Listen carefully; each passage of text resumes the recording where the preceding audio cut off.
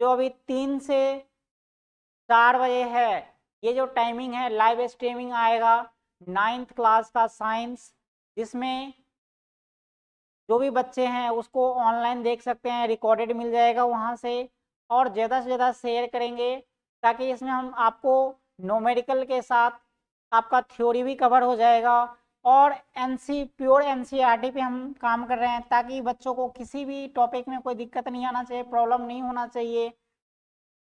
और ज़्यादा से ज़्यादा शेयर करें और ज़्यादा से ज़्यादा कमेंट्स करें।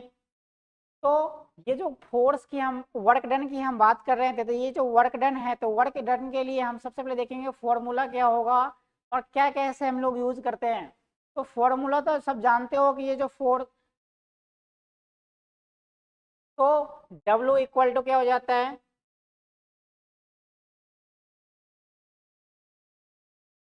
F into S.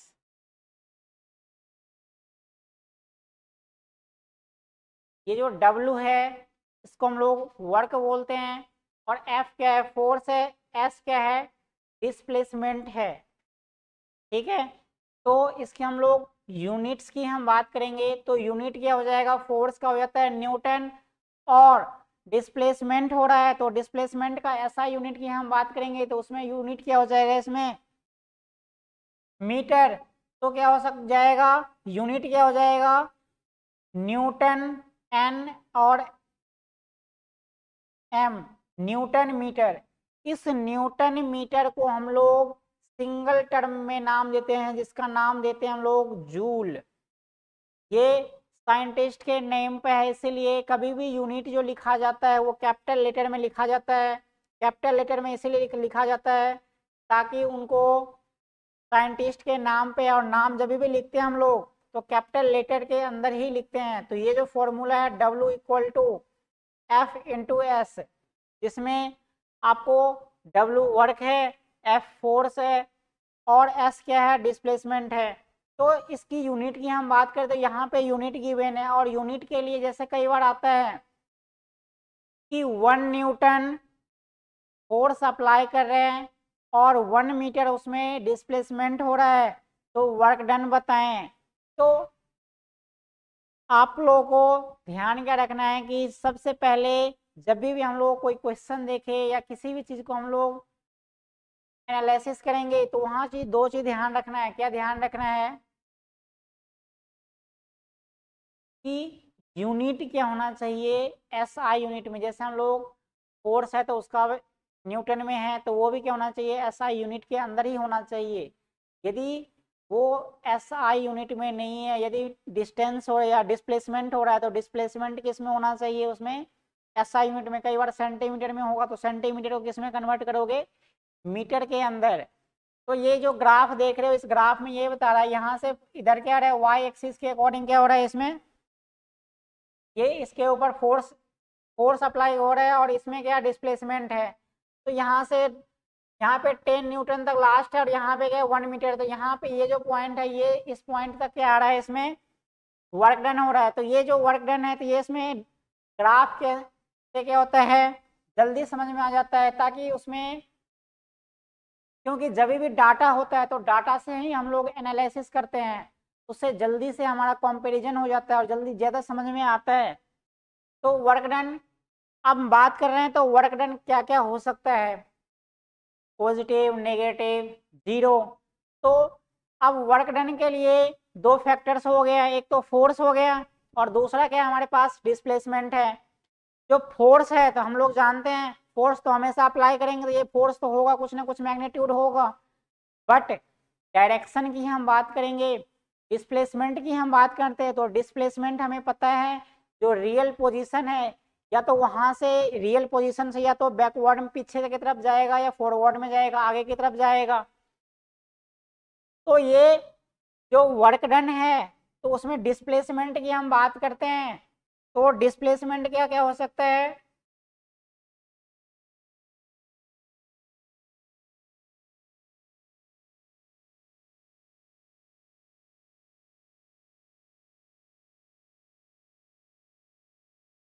ये हो सकता है पॉजिटिव, निगेटिव,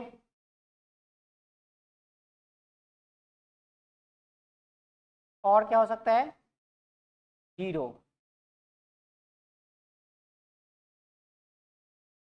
क्योंकि जैसे जैसे हम बात करेंगे तो ये नेगेटिव पॉजिटिव और 0 होगा, तो वैसे ही क्योंकि फोर्स और डिस्प्लेसमेंट का प्रोडक्ट है वर्क डन, दोनों का मल्टीप्लाई है, तो यदि एक 0 हो जाएगा तो वर्क डन भी 0 हो सकता है, यदि डिस्प्लेसमेंट निगेटिव होगा तो वर्क डन भी निगेटिव हो जाएगा, और यदि ये पॉजिटिव होगा तो पॉजिटिव हो जाएगा वर्क डन। तो ये डिस्प्लेसमेंट के ऊपर डिपेंड करेगा कि ये पॉजिटिव निगेटिव और 0 होगा। किसी बच्चे का कमेंट्स नहीं आ रहा है, आप लोग सो रहे हो क्या, क्लास में नहीं है क्या आप लोग एक्टिव? आप लोग इस चैनल को ज़्यादा से ज़्यादा क्या करेंगे, शेयर करेंगे। तो अब यहाँ पे दे रखा है कि पॉजिटिव एंड नेगेटिव वर्क की बात करते हैं, पॉजिटिव वर्क कब होगा और नेगेटिव वर्क कब होगा। जब हम पॉजिटिव वर्क की हम बात करेंगे तो पॉजिटिव वर्क किस कंडीशन में होगा और नेगेटिव किस में होगा। पॉजिटिव की हम बात करेंगे तो यदि फोर्स और डिस्प्लेसमेंट का डायरेक्शन सेम होगा, क्या होगा, यहाँ पे गिवन है, मैं आपको बताता हूँ, यहाँ पे लिखा हुआ है देखो,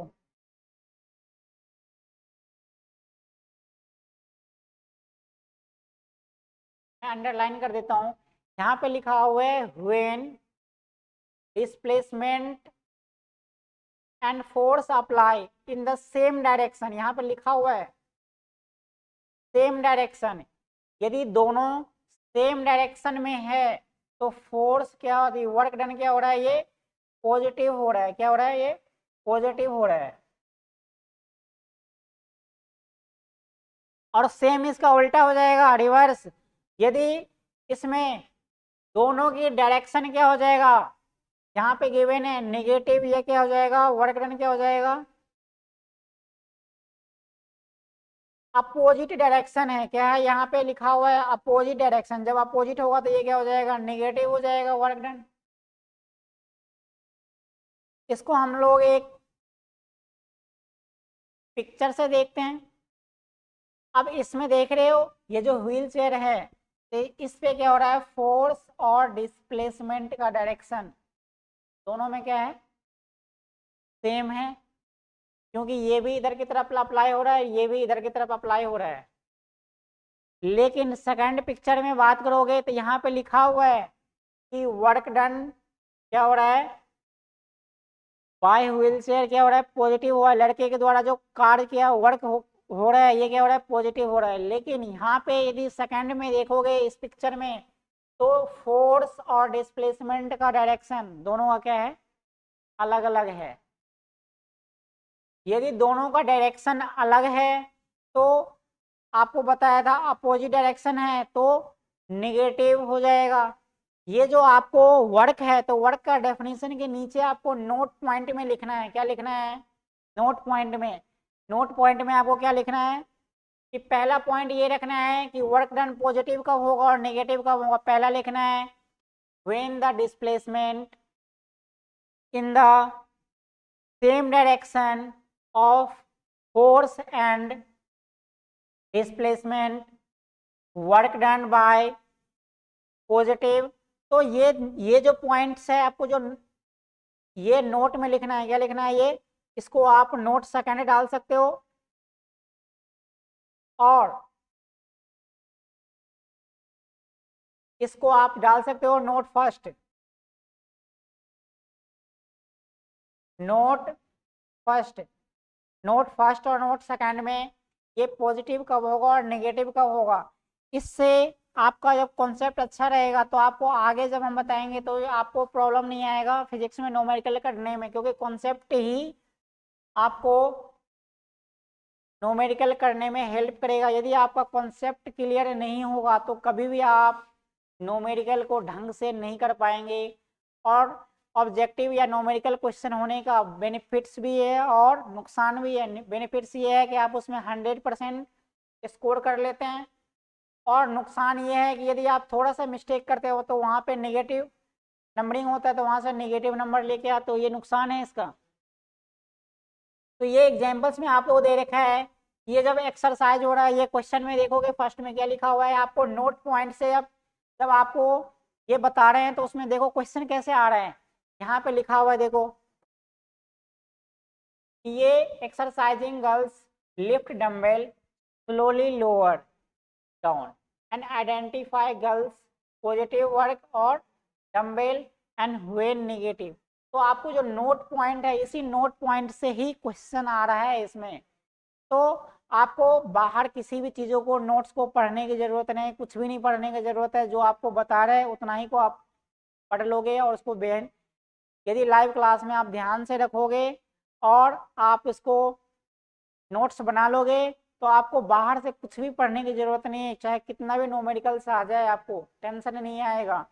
लेकिन आप इसको ध्यान से नहीं दोगे तो आप कितना भी नोट्स पढ़ लो, आपको नुकसान ही नुकसान है।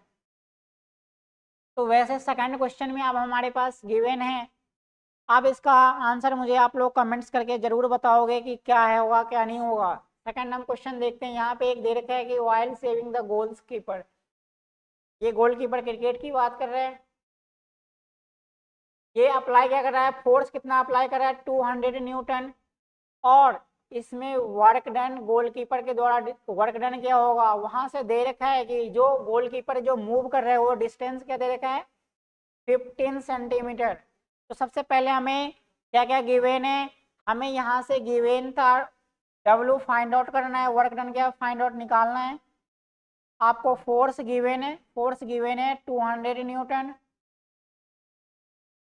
और आपको वहां से डिस्प्लेसमेंट भी गिवेन है 15 सेंटीमीटर। मैंने आपको सबसे पहले बताया था क्वेश्चन करने से पहले आप उसको यूनिट का जरूर ध्यान रखें। अब यहाँ पे अब बच्चा क्या करता है मिस्टेक, इसको 200 200 और 15 को मल्टीप्लाई करता है, बोलता है वर्क डन इतना हो गया, वही हो जाएगा आंसर मिस्टेक। तो इस मिस्टेक से बचने के लिए आपको क्या करना है, ध्यान क्या रखना है कि ये जो सेंटीमीटर है, इस सेंटीमीटर को किसमें ऐसा यूनिट क्या हो जाएगा, मीटर में कन्वर्ट करेंगे। तो मीटर में डिस्टेंस को मीटर में कन्वर्ट करने के लिए क्या करेंगे हम लोग, 15/100 से डिवाइड करेंगे। तो जो भी आएगा ये क्या हो जाएगा, ये 0.15 मीटर। अब ध्यान क्या रखना है, डायरेक्शन का। अब ये पूछ रहा है गोलकीपर क्या कर रहा है, मूव क्या कर रहा है, बैक बाय 15 सेंटीमीटर। तो जो रोकने में जो फोर्स अप्लाई कर रहा है वो 200 का न्यूटन का अप्लाई कर रहे हैं, और उसका जो हाथ है वो पीछे की तरफ मुड़ रहा है कितना, 15 सेंटीमीटर। तो यदि हाथ यहाँ पे है इस पोजीशन पे, तो इस पोजीशन से हम बात करेंगे, इसकी हम बात करें थोड़ा सा पिक्चर से हम बात करेंगे।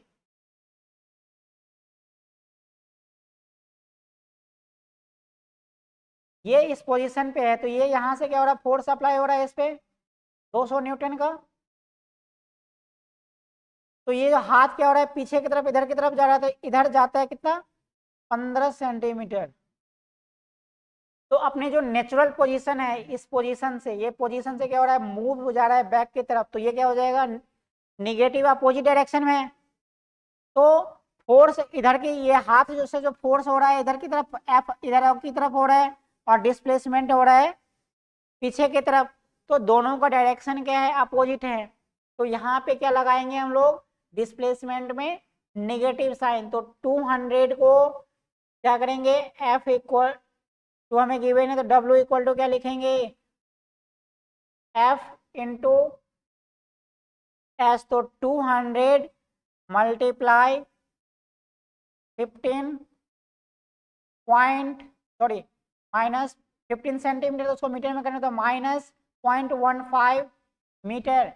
तो अब इनको मल्टीप्लाई करेंगे, तो 0.5 को तो यहाँ से पॉइंट को हटाओगे तो 20 रख लो इसके अपॉन में, 20 से 20 कैंसिल कर दो, 15 2 जा क्या हो जाएगा 30। माइनस का है डायरेक्शन, इसमें नेगेटिव साइन, तो यहाँ पे नेगेटिव यूज कर लेंगे। तो ये जो हमारे पास गिवन हो गया, ये हमारे पास क्या आ गया यहाँ से, जूल। ये क्या हो गया हमारे पास, वर्क डन। तो ध्यान क्या रखना है, छोटी छोटी बात को ध्यान रखना है, यूनिट्स का ध्यान रखना है। ठीक है, क्वेश्चन सारे बच्चे कर लेते हैं। अप्लाई कर लेते हैं, लेकिन वहाँ पे कहाँ मिस्टेक है कहाँ मिस्टेक नहीं है, इन चीज़ों को ज़रूर ध्यान रखना है, क्योंकि एक आपकी छोटी सी मिस्टेक और आपको नेगेटिव नंबर लेके आओगे तो ये मेहनत जो है, ये सारे मेहनत क्या हो जाएगा, बेकार हो जाएगा। तो अपनी मेहनत को बेकार नहीं करना है। अब वर्क एनर्जी थ्योरम्स की हम नेक्स्ट टॉपिक की हम बात करते हैं इसमें। तो ये जो वर्क से रिलेटेड था, पॉजिटिव नेगेटिव, वर्क डन क्या होगा, तो इससे रिलेटेड क्वेश्चन हम देख लिए। अब नेक्स्ट थ्योरी की हम बात करेंगे, तो यहाँ पे आता है हमारे पास वर्क एनर्जी थ्योरम की हम बात करते हैं। वर्क एनर्जी थ्योरम क्या होता है, ये बहुत ही इंटरेस्टिंग है और आगे भी बहुत ही इंटरेस्टिंग टॉपिक है, क्योंकि ये 11th में भी काम आता है और इससे रिलेटेड क्वेश्चन भी आता है। तो हम जब भी हम बात करते हैं तो वर्क होगा, तो वर्क तो हम लोग ठीक है काम कर लिए, फोर्स अप्लाई कर दिए, लेकिन अब थोड़ा सा उसमें हम चेंज करेंगे। जब वर्क डन होगा तो वर्क डन में क्या होता है, चेंज इन वर्क। तो चेंज इन वर्क का मतलब क्या होगा, कुछ काम का करने का जो क्षमता है, पहले शुरू में कुछ और था बाद में कुछ और हुआ। जब चेंज का मतलब ही होता है कि इनिशियल कुछ और होगा और फाइनल कुछ और होगा। तो ये जो वर्क एनर्जी थ्योरम है वहां पे चेंज इन वर्क की हम बात करते हैं। Change in work equal to क्या हो जाता है, एनर्जी हो जाता है। तो जिसको हम लोग बोलते हैं यहाँ पे कैपेसिटी टू डू वर्क। यहाँ पे आपको मैं अंडरलाइन करके ये बता रहा हूँ, यहाँ पे देखो ये एन ऑब्जेक्ट क्या हो रहा है, कैपेसिटी टू डू वर्क की हम बात करेंगे तो इसी को बोलते हैं हम लोग एनर्जी बोलते हैं। क्या बोलते हैं, कहने का मतलब है ये जो एनर्जी है, एनर्जी को हम लोग थोड़ा सा वर्क का मॉडिफाइड क्या बोलते हैं, कैपेसिटी, मतलब काम करने की जो क्षमता हो सकता है, इसको हम लोग क्या बोलते हैं, हम लोग एनर्जी। अब क्या हो जाएगा, जब काम करने की होगा तो वर्क डन में क्या हो जाएगा, कुछ ना कुछ चेंजेज आएगा। अब चेंजेज क्या क्या आ सकता है, वर्क डन एन ऑब्जेक्ट की हम बात करेंगे तो ये क्या हो रहा है, रिलैक्सेशन वर्क में काम करेगा तो कुछ ना कुछ इसमें चेंजेज आता है, इसको हम लोग बोलते हैं work energy theory. Work done on an object equal to क्या हो जाता है, चेंज इन एनर्जी। अब ये जो चेंज है यहाँ पे लिखा हुआ है चेंज। अब यदि हम फिजिक्स पढ़ते हैं तो फिजिक्स में जो चेंज है उसको रिप्रेजेंट कैसे करते हैं हम लोग, ये जो ट्रायंगल्स का सिंबल देख रहे हो ये आप हमारे पास ऐसे, change in energy, change in E equal to क्या हो जाएगा, वर्क डन। ये जो ट्रायंगल का सिंबल्स है, ये ट्रायंगल्स का सिंबल्स ही क्या रिप्रेजेंट कर रहा है हमारे पास, चेंज को रिप्रेजेंट करता है। क्या करता है, चेंज को रिप्रेजेंट करता है। फिर हम देखेंगे ये वर्क एनर्जी थ्योरम्स में, अब ये चेंज इक्वल टू गया वर्क डन हो गया, चेंज इन वर्क डन। अब यहाँ से हम एसआई यूनिट की, जब हम लोग वर्क का एसआई हम लोग यूनिट जानते थे, वर्क का यूनिट क्या हो जाता है हमारे पास, जूल। तो यदि वर्क का ही थोड़ा सा मॉडिफाइड रूप है एनर्जी, तो ये एनर्जी का भी एसआई यूनिट क्या हो जाएगा, जूल। क्योंकि वर्क और एनर्जी उसका मॉडिफाइड है, तो जितनी और एनर्जी है का यूनिट हो जाएगा जूल। तो जितनी टाइप्स का भी एनर्जी होगा, चाहे काइनेटिक हो, पोटेंशियल हो, केमिकल एनर्जी हो, चाहे कोई सा भी एनर्जी आ जाएगा, उस एनर्जी का भी ऐसा यूनिट क्या हो जाएगा, जूल। अब जैसे उसका हम लोग अलग अलग एनर्जी का यूज कर रहे हैं, देखो जैसे यहाँ पे हम लोग कैरम की बात कर रहे हैं तो यहाँ पे भी हम लोग कुछ ना कुछ एनर्जी का अप्लाई करते हैं, वर्क करते हैं, तो वर्क करने के बाद कुछ ना कुछ क्या होगा, यहाँ पे एनर्जी क्या होता है, डिक्रीजिंग हो रहा है। यहाँ पे लिखा हुआ है कि जो कॉइन्स हो रहा है इसमें आंसर जो गिवन है इसमें देखो यहाँ पे लिखा रहा है energy work done increase in the coins energy. फिर क्या हो रहा है, एनर्जी क्या हो रहा है, डिक्रीज हो रहा है। कहने अब एनर्जी इंक्रीज और डिक्रीज, पहले जो हम अप्लाई कर रहे थे तो खूब तेजी से कर रहे हैं, बाद में जो कर रहे थे तो क्या होता है, एनर्जी कम हो जाता है। तो ये एनर्जी जो कम हो गया, फोर्स अप्लाई तो हम लोग करें फिक्स, क्या हो गया, फोर्स जो हम अप्लाई कर रहे थे ये क्या हो जाता है, कांस्टेंट है।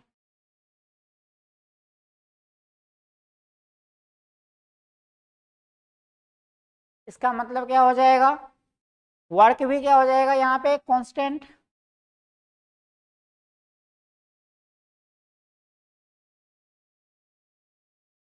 अब चेंज क्या हो रहा है एनर्जी में, पहले कुछ और एनर्जी था, अब फिर धीरे धीरे क्या होगा एनर्जी कम हो गया, और एक समय पे क्या होता है एनर्जी जीरो हो जाएगा। तो अब ये जो एनर्जी में चेंजेज हो रहा है, तो इसी जो चेंजेस है, पहले मोशन में था, थोड़ा थोड़ा स्लो होते गया, स्लो होते होते एक पोजीशन के बाद क्या हो जाता है ये स्टॉप हो गया। तो इसमें दो टाइप का एनर्जी काम करता है। तो वर्क डन, डब्ल्यू एनर्जी की हम बात करते तो एनर्जी को हम लोग टू टाइप्स में डिफाइन कर लिए।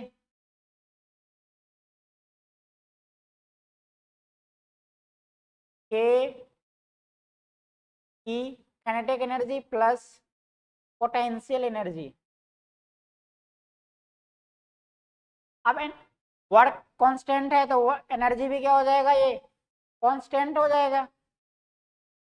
दैट मीन्स अब इन दोनों में क्या हो जाएगा, एक बढ़ेगा तो दूसरा ऑटोमेटिक घटेगा, दूसरा बढ़ेगा तो पहला घटेगा। दैट मीन्स ये वर्क एनर्जी थ्योरम्स का जो कॉन्सेप्ट है वो यहीं पे अप्लाई हो रहा है। ये जो आपको एक एग्जांपल्स दिखाया था कैरम्स वाले, इसी में, क्योंकि अपने हमारे जो डेली लाइफ है, डेली लाइफ में हमारे को यही देखने को मिलता है कि जो एनर्जी हम लोग अप्लाई कर रहे हैं तो वो कहीं ना कहीं क्या हो रहा है डिस्ट्रॉय हो रहा है। तो किसी न किसी फॉर्म में जो एनर्जी है उसका क्या हो रहा है बर्बाद हो रहा है। इसी एनर्जी को हम लोग अलग अलग नाम देते हैं। जैसे हम लोग एनर्जी टर्म्स की हम बात करते हैं, यहाँ पे दे रखा है कि लाइट एनर्जी, बल्ब जल रहा है तो लाइट एनर्जी है, जहाँ से स्पीकर से आवाज आता है वहाँ पे साउंड एनर्जी होता है। जैसे हम लोग बैटरी यूज करते हैं वहाँ पे इलेक्ट्रिकल एनर्जी है, न्यूक्लियर एनर्जी है, केमिकल एनर्जी है। एनर्जी के हम लोग जैसे जैसे जिस टर्म्स में हम लोग यूज करते हैं, जहाँ पे भी यूज कर रहे हैं, इसीलिए अलग अलग टर्म्स में उसका नाम दे देते हैं कि गिवन टर्म्स में एनर्जी की हम बात कर लेते हैं। अब इसमें हम लोग बात करें एनर्जी की तो पोटेंशियल एनर्जी, काइनेटिक एनर्जी। अब ये पोटेंशियल एनर्जी क्या होता है और काइनेटिक एनर्जी क्या होता है। जब हम काइनेटिक की हम बात करते हैं तो काइनेटिक क्या होता है, जब फोर्स अप्लाई करेंगे किसी भी ऑब्जेक्ट पे, तो पहले आपको एक पिक्चर से दिखाता हूं मैं। यहाँ पे लिखा है वर्क डन बाय फोर्स, क्या लिखा हुआ है वर्क डन बाय फोर्स। अब ये जो वैन है, गाड़ी है, ये क्या हो रहा है, कार क्या है, इनिशियल वेलोसिटी क्या हो रहा है इसका जीरो, और इनिशियल काइनेटिक एनर्जी भी जीरो हो रहा है।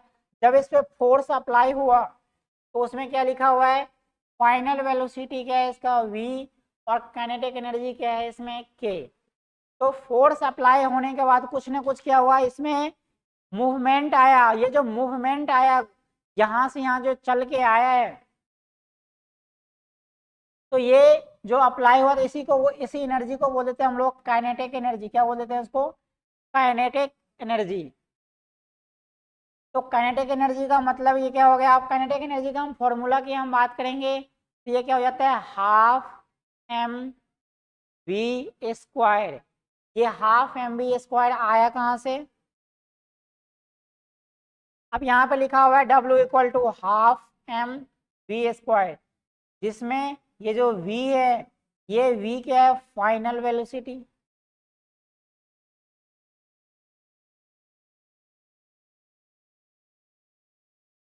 u क्या है इसमें इनिशियल,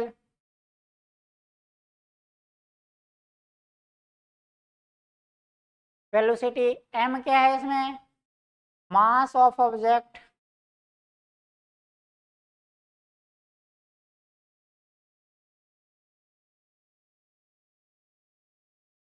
तो आप लोगों को समझ में आ रहा होगा क्या। हम अब हम देखेंगे इसमें पोटेंशियल एनर्जी का, और नेक्स्ट कॉन्सेप्ट हम अगली क्लास में देखेंगे।